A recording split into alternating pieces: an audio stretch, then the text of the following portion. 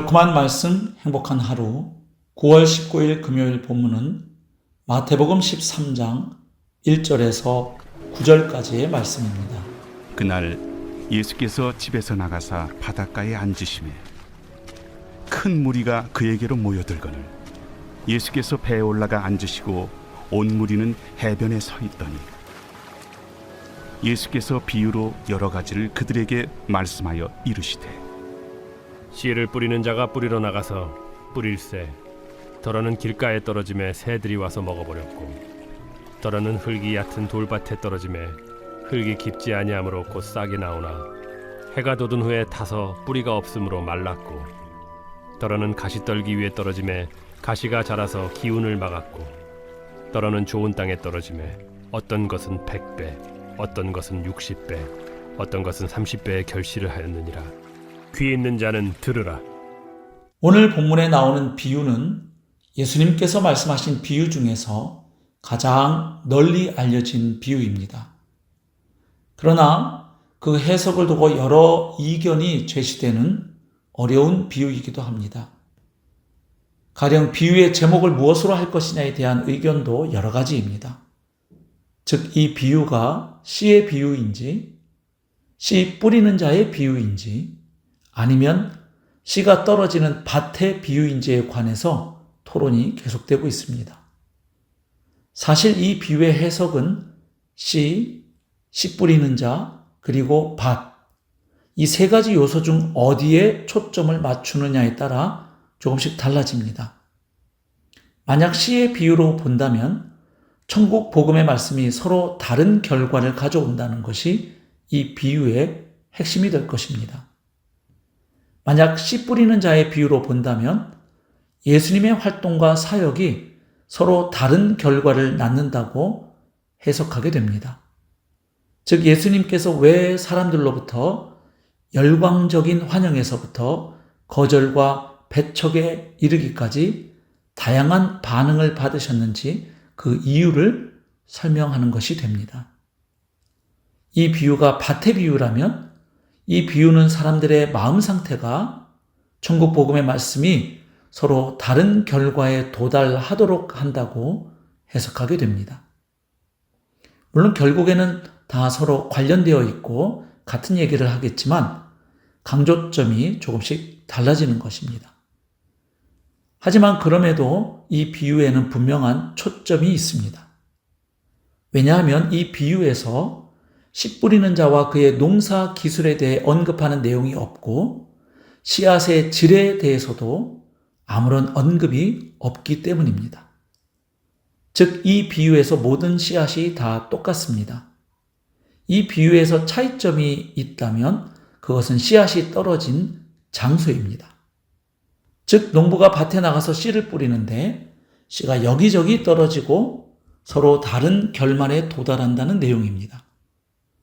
자, 그런데 왜 농부가 밭에 뿌린 씨앗이 서로 다른 곳에 떨어졌을까요? 이 비유가 그 당시 흔히 볼 수 있었던 농사 짓는 광경을 묘사한 것임을 기억할 필요가 있습니다. 즉, 요즘 우리나라의 농사법이나 농사 환경이 아니라 2000년 전 예수님 당시 사람들이 흔히 경험하던 일상에서 가져온 비유입니다. 1세기경 이스라엘의 밭들은 좁고 길게 생겼고 울타리 없이 작은 길로 둘러싸여 있는 그런 형태였습니다. 그리고 농부는 씨를 담은 자루를 옆구리에 차고 씨앗을 한 줌씩 집어 넓게 흩뿌리는 방식을 사용했습니다. 요즘 우리 눈으로 볼 때 그런 방식은 씨앗을 마구 흩뿌리는 것처럼 보일 수도 있지만 당시 상황에서는 넓은 땅에 골고루 씨앗을 뿌릴 수 있는 이점이 있었습니다. 물론 숙련된 농부는 한 곳에 씨앗을 무더기로 뿌려 낭비하는 일이 거의 없었습니다. 씨앗을 가능한 넓게 골고루 뿌렸던 것입니다. 농부의 목표는 당연히 쟁기질을 마친 밭의 가장자리까지 남김없이 씨앗을 뿌리는 것이었습니다. 물론 그렇게 손으로 밭 가장자리에 씨를 뿌릴 때 꼭 경계선 안에만 씨앗이 떨어지리라는 보장은 없었습니다. 사실 넓게 흩뿌린 씨앗의 일부분은 밭 주변으로 떨어질 수밖에 없었고, 심지어 밭 안에 떨어진 씨앗들 가운데도 토양이 그렇게 좋지 않은 곳에 떨어질 수도 있었습니다. 그래서 예수님은 이 비유에서 토양의 종류를 4가지로 나눠 언급하셨습니다. 첫 번째는 길가였습니다. 이것은 길 가는 밭들 사이로 지나가는 잘 다져진 작은 길을 가리킵니다. 당연히 이곳은 쟁기질을 하지 않은 곳이고 건조한 기후에서는 콘크리트만큼이나 단단했던 땅입니다. 따라서 길가에 떨어진 씨앗은 단단한 흙을 뚫고 뿌리를 내릴 가능성이 없었습니다. 그곳에 떨어진 채로 있다가 사람들의 발에 밟히거나 새들의 먹이가 되었습니다. 결국 그 씨앗은 싹을 틔울 기회조차 없게 되었던 것이죠. 왜냐하면 발로 다져진 그 단단한 땅에 떨어진 그 씨앗들은 발에 짓밟혀 으깨질 수밖에 없었고, 그나마 남은 씨앗들은 마지막 한 톨까지 새들의 먹이가 되고 말았기 때문입니다. 결국 이 길가는 말씀을 전혀 들으려 하지 않고 받아들이지 않는 완고하고 굳은 마음을 묘사합니다. 예수님이 언급하신 두 번째 토양은 돌밭인데, 이것은 땅 위에 놓여있는 넓적한 돌을 가리키는 것도 아니고 자갈밭을 가리키는 것도 아닙니다. 여기서 예수님이 언급하신 돌밭은 밭 아래에 흙이 얇게 덮여있는 안반을 가리킵니다. 땅 밑에 있는 안반은 쟁기질을 할 때 농부의 눈에 잘 띄지 않았습니다. 왜냐하면 쟁기의 길이가 약 30cm 정도에 불과하기 때문이지요.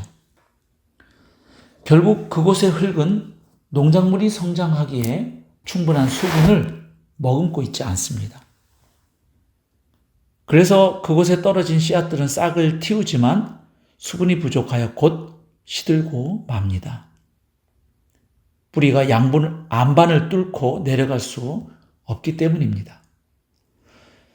결국 이 돌밭은 말씀에 즉시 반응하지만 피상적인 수준에 멈추고 마는 마음의 소유자를 가리킵니다. 즉 말씀을 들을 때 기쁨으로 받는 것 같지만 뿌리가 없어서 시련을 당할 때 곧 배반하는 사람을 가리킵니다. 예수님이 언급하신 세 번째 토양은 가시떨기입니다. 즉 가시나무와 엉겅퀴와 같은 쓸모없는 잡초가 무성한 가시떨기 위인 것입니다. 그런 잡초는 밭을 차지해야 하기만 하고 양분은 다 빼앗아 버립니다. 결국 잡초 사이에 떨어진 씨앗들은 건강하게 잘 자랄 수가 없는 것입니다. 이 세 번째 토양은 세상의 것을 지나치게 좋아하거나 거기에 지나치게 얽매인 마음을 가리킵니다. 예수님은 누가복음 8장 14절에서 가시떨기에 떨어졌다는 것은 말씀을 들은 자이나 이생의 염려와 재물과 향락의 기운이 막혀서 도저히 결실하지 못하는 자라고 설명하셨습니다.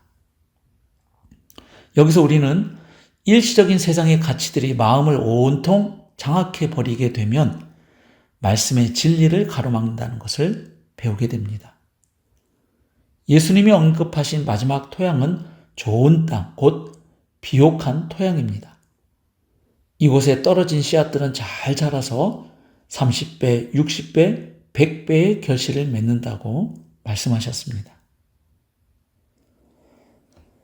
예수님은 마태복음 13장 23절에서 이 좋은 땅이 말씀을 듣고 깨닫는 자를 가리킨다고 설명하셨습니다. 그런데 누가복음 8장 15절에서는 이 좋은 땅이 착하고 좋은 마음으로 말씀을 듣고 지키어 인내로 결신하는 자를 나타낸다고 기록하고 있습니다. 결국 열매를 맺기 위해서는 인내가 필요함을 알 수 있습니다. 진정한 제자는 열매를 맺기 위해 끝까지 믿음으로 인내하는 자임을 알 수 있는 것입니다. 사랑하는 성도 여러분, 오늘도 예수님의 제자답게 착하고 좋은 마음으로 하나님의 말씀을 받고 순종하며 인내함으로 열매를 맺어가는 복된 삶 사시기를 축복합니다.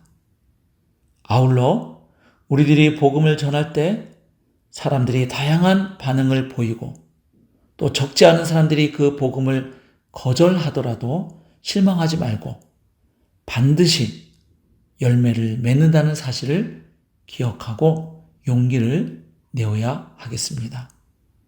오늘도 복음의 증인으로 살아가고 또 열매 맺는 삶으로 하나님께 영광 돌리는 참으로 귀하고 복된 하루가 될 수 있기를 주님의 이름으로 축복합니다. 오늘의 묵상 질문입니다. 나의 마음은 어떤 토양이라고 할 수 있을까요? 또 내가 복음을 전할 때 사람들의 반응은 어떠한가요? 오늘의 기도입니다. 사랑하는 주님, 오늘도 주님의 말씀을 기쁨으로 받고 순종하는 하루가 되게 하시고 부흥성한 열매를 맺을 때까지 인내하도록 도와 주옵소서. 아멘.